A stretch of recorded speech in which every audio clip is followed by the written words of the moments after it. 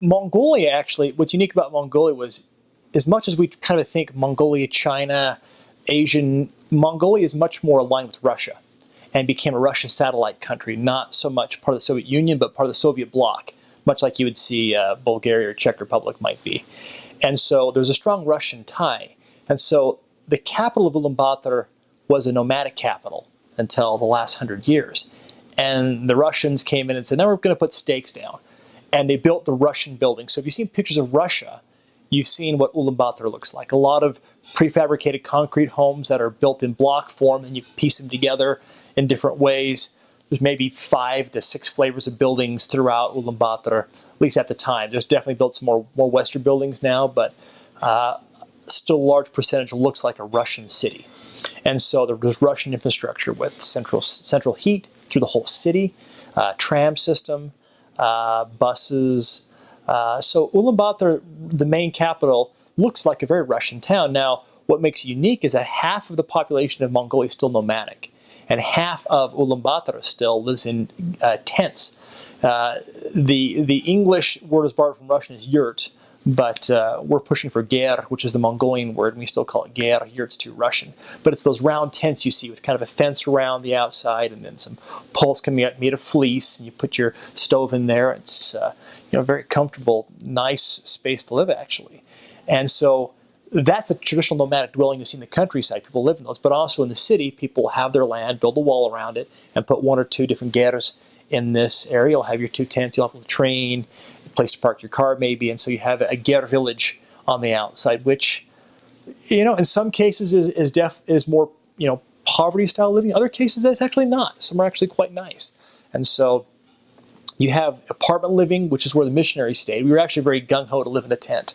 And when we first got called, we dug into National Geographic and saw pictures of all these exotic places. Well, of course, National Geographic is going to show the exotic as opposed to perhaps the more mundane apartment. So I lived in an apartment most of the time, all the time. I stayed in a tent a couple nights for fun.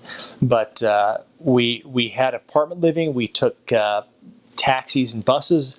What was unique of Mongolia at the time, it probably still is now, is that any car is a taxi. So you put your hand out and you wave your hand. If the car stops, it's a taxi. And there was a fixed rate known throughout the city. Never saw some change. They put on the radio and say, the new rate is so many tuguruks per kilometer. And so you'd open the door and you'd say, hey there, how much per kilometer is what that meant. And they'd say the going rate, you hop in. If they said $3, you'd say, no thanks, goodbye. And you make sure you agree upon the rate, and they'd take you somewhere. They might say, I'm not going that way, and drive off, wait for the next car. So, and at the time, Mongolia is much more crowded now, a lot of cars, but at the time there's very few cars there. And so finding a car was difficult. Buses were a good way to travel, though they were very, very packed. So we travel in buses, and Ulaanbaatar itself is only, I think, 7 miles by 2 miles. It's not a very big city. And Irnet and Darkhan are much smaller, and then all the Sums are smaller than that. So cars is the main transportation, but motorcycles a little bit here and there. I never saw any bikes, which was interesting. The horses are still very common, especially as you get more remote.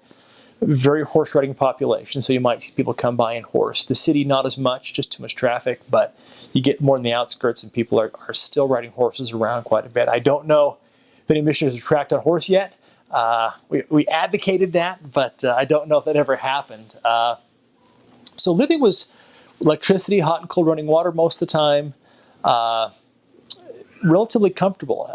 I was only in the capital city, which is in Mongolian pronounced Ulaanbaatar, and I was there because I had to teach English there at a university, so I taught only in the city. But I served in 3 areas.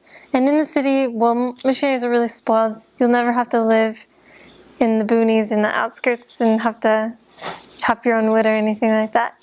So you have the city, you have apartment buildings. In the center of the city, outskirts of the city is Ger district. Poverty, people have to pull their water. They get it from a well, pull it to their house. Some areas they have a lot of hills.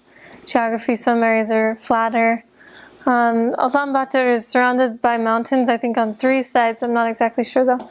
And so, because people live in the Ger districts, they are constantly burning coal, and the coal dust will rise and stay in the mountains, and because it's so cold, it never escapes, and there's no wind because of the mountains.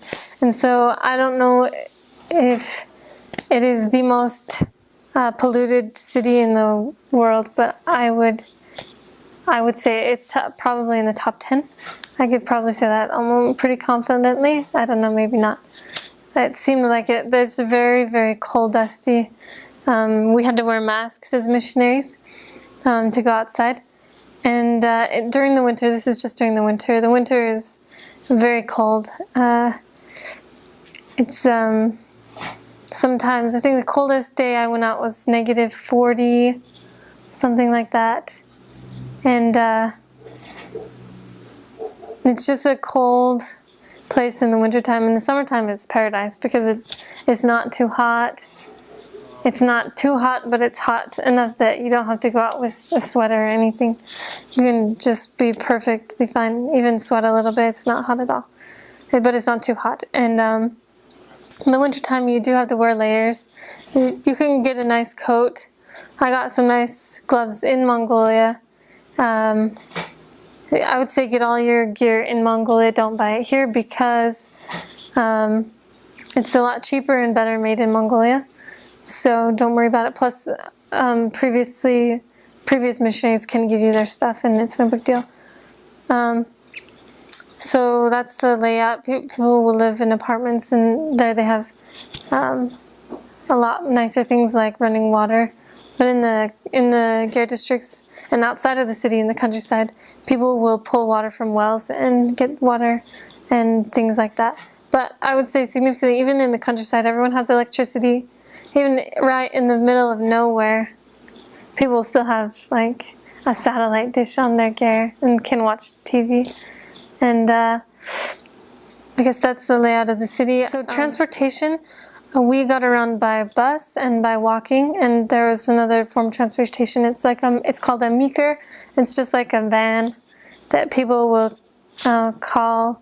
They go to a bus stop. You just get on them at bus stops, and they'll take you out to the farther spots. Not so much like buses. And you can get anywhere by a bus or by a meeker, at least where you need to go as a missionary. And by walking, some of the areas have a lot of hills, some of them are really flat, like I said before. So you'll do a lot of walking on your mission, a ton of walking. And there's one area that is completely city. There's not any Gare district in it, and there's only one of those areas. Let's see, crime. I felt 100% safe my whole mission. I think a lot of missionaries do, even in unsafe areas. But I really honestly felt like Mongolia is not a dangerous place. There are drunk people, there are drunk men everywhere. However, despite that, I never felt unsafe. I never felt like that. There was always people around. I never saw, I saw a couple fights of like drunk people beating each other up outside of a bar, but it wasn't like, that wasn't common to see people fighting. People are just not super aggressive. So there wasn't crime. We never had any instances, well, at least I never had any instances of people stealing things. It's, what do you call that? Being mugged? I was never mugged. I think there was one missionary I knew who was mugged twice in an area that was just an unsafe area, so they said no missionaries are allowed there currently. Other than that, I haven't heard of anything like that. No guns. Guns aren't allowed there. Nobody in the country is allowed to have a gun, and people won't like pull out a knife. It's not a dangerous country at all. But I would say the biggest business, like the most common thing that men will do is architecture and just building, because the city is just growing super rapidly. Most of the men will either be doing construction work or mining work because of the coal industry. So mining and construction are the biggest businesses currently in Mongolia. There's not really a foreign wave coming in. It's just people from the countryside. Because 20 years ago, that's why the church first got in. 20 years ago,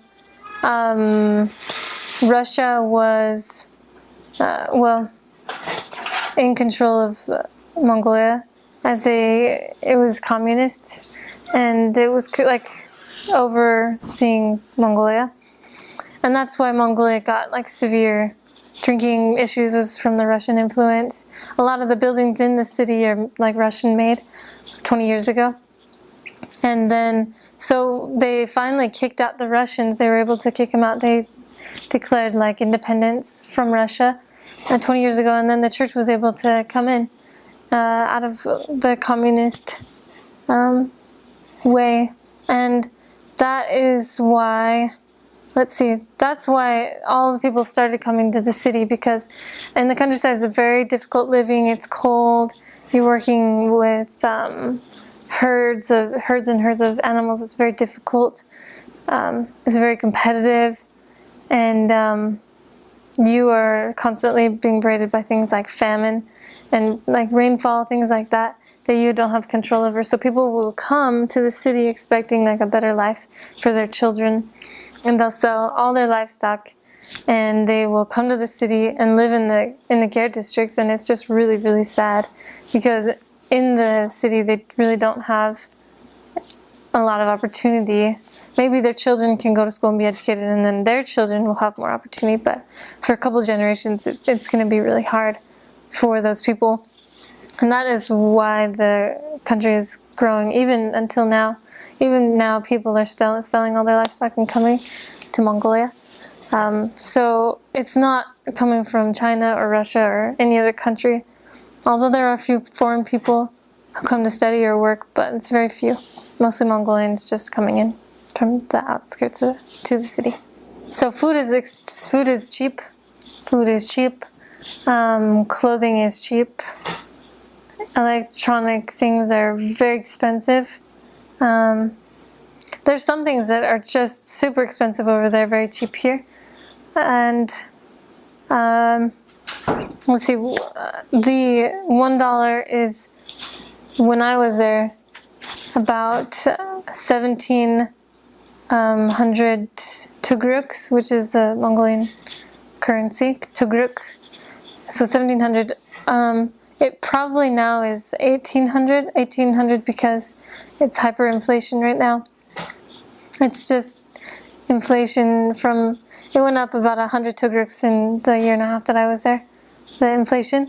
And so just look up what the currency exchange rate is now. Food, I would say, so one dumpling, we keep talking about dumplings, you'll have millions of these on your mission, so that one dumpling is about 600 tugruks, which is approximately 30 cents. And that's probably the cheapest thing you can buy that will fill you up the most. You get 3 of those, that's like $1, and you'll be full. And then, so that is cheap. Clothing is cheap. I got warm gloves. I only bought 1 pair of gloves my whole mission. They kept me warm. And they were about 5,000 tugruks, which is about, I don't know, $250. And boots were like 50,000, which is like $25 for boots that kept me warm all winter. And comfortable, lightweight, no issues with them. They're cheap. Just ask people where's the cheapest, best quality of stuff you can get, and you can buy things very cheap there. You can find souvenirs for very cheap, and they've got markets everywhere. Just buy things if you're interested in that.